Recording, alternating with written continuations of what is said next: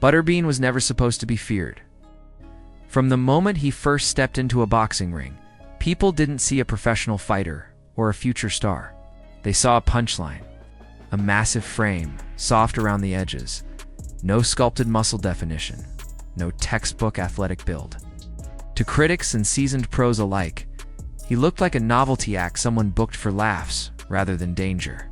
The kind of fighter fans expected to gas out, stumble around, and give everyone a story to laugh about afterward. But the joke didn't last long, and for the men who laughed the loudest, the price they paid was brutal. In the early days, Butterbean's presence alone drew smirks. Fighters would glance at him across the ring and grin, convinced they were about to pad their record against a sideshow attraction. Commentators joked. Promoters marketed him as entertainment rather than a threat. Yet once the bell rang, the laughter stopped. Butterbean didn't move like a man there to survive rounds or impress judges.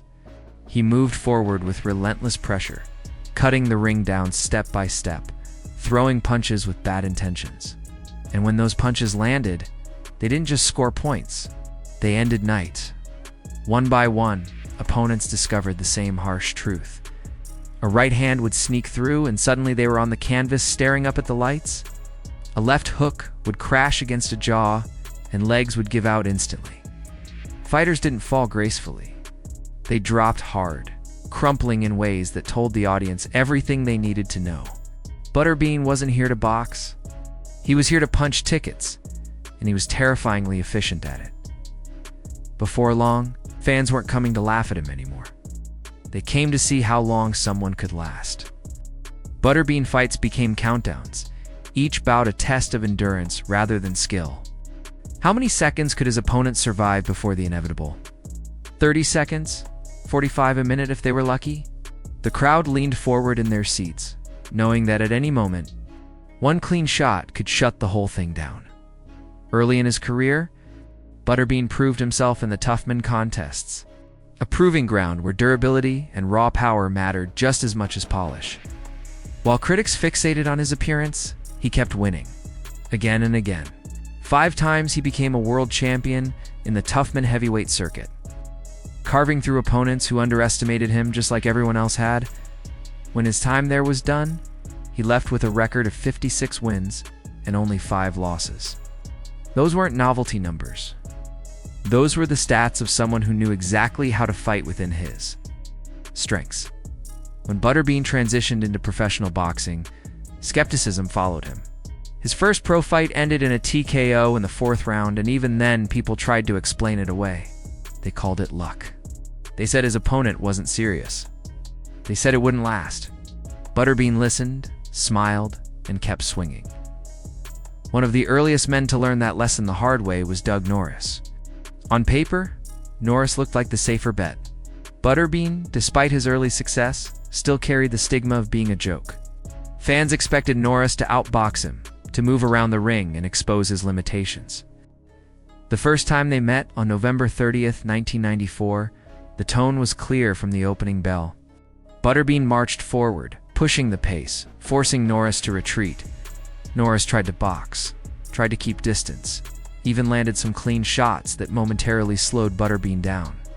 For a brief window, it looked like the critics might finally be right, but Butterbean absorbed the punishment and kept coming.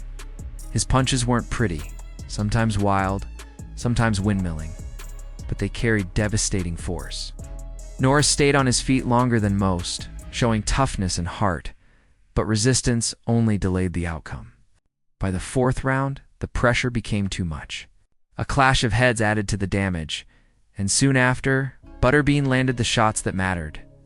Norris went down, overwhelmed by everything that had piled up over the fight. When it was over, the message was unmistakable.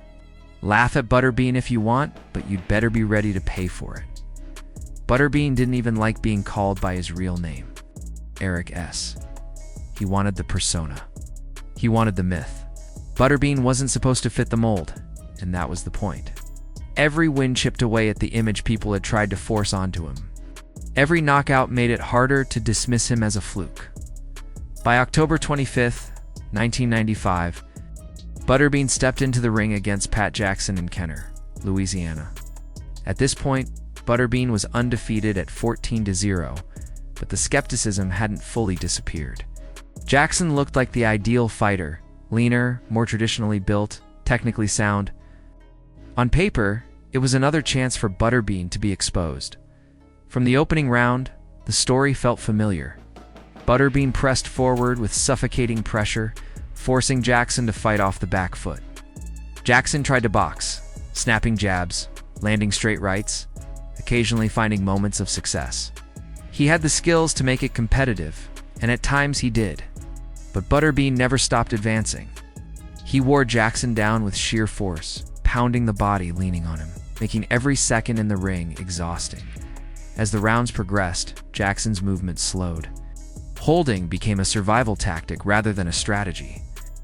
Butterbean's punches grew heavier, more deliberate, each one chipping away at Jackson's resolve. By the end of the third round, it was clear. Jackson's corner understood what was happening. There was no answer for Butterbean's power, no adjustment that would suddenly turn the tide.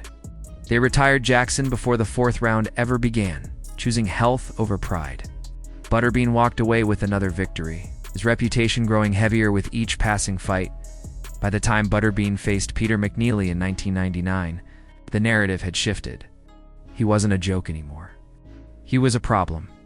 McNeely carried his own notoriety, having fought Mike Tyson, and that alone made him the favorite in many eyes.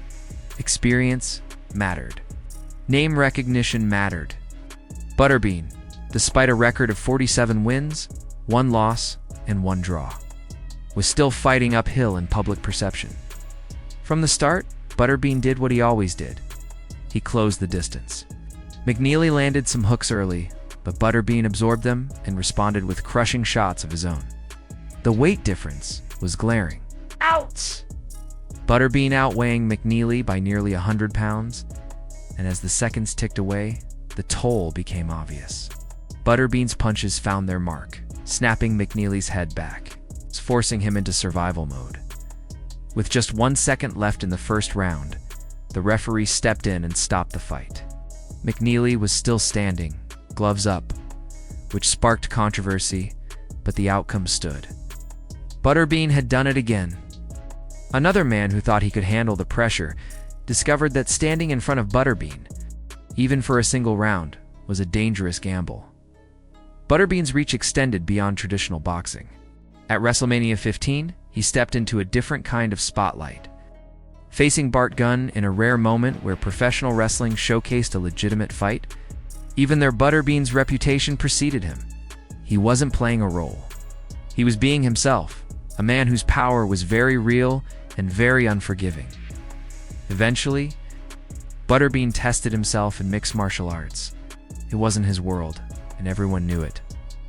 MMA demanded skills that went beyond punching power, and Butterbean entered that arena with humility and curiosity. His fight against Janky Sudo in 2003 highlighted the gap in technical ability, as Sudo's grappling and submission skills proved too much. Still, even in unfamiliar territory, Butterbean had moments where his power posed real danger. The crowd reacted every time he swung, aware that one clean shot could change everything. When the fight ended by submission in the second round, it wasn't humiliation. It was proof that Butterbean was willing to test himself, even where the odds weren't in his favor. There was even talk of a fight between Butterbean and Mike Tyson. Fans wanted it. Promoters circled it. According to Butterbean, the offer came, and he turned it down, claiming Tyson didn't have the chin to withstand his power. Whether true or not, the idea alone spoke volumes. A man once laughed at, once dismissed as a sideshow, was now being mentioned in the same breath as one of the most feared heavyweights of all time. Butterbean's legacy isn't about flawless technique or perfect athleticism. It's about defying expectations in the most violent way possible. He walked into a sport obsessed with image and rewrote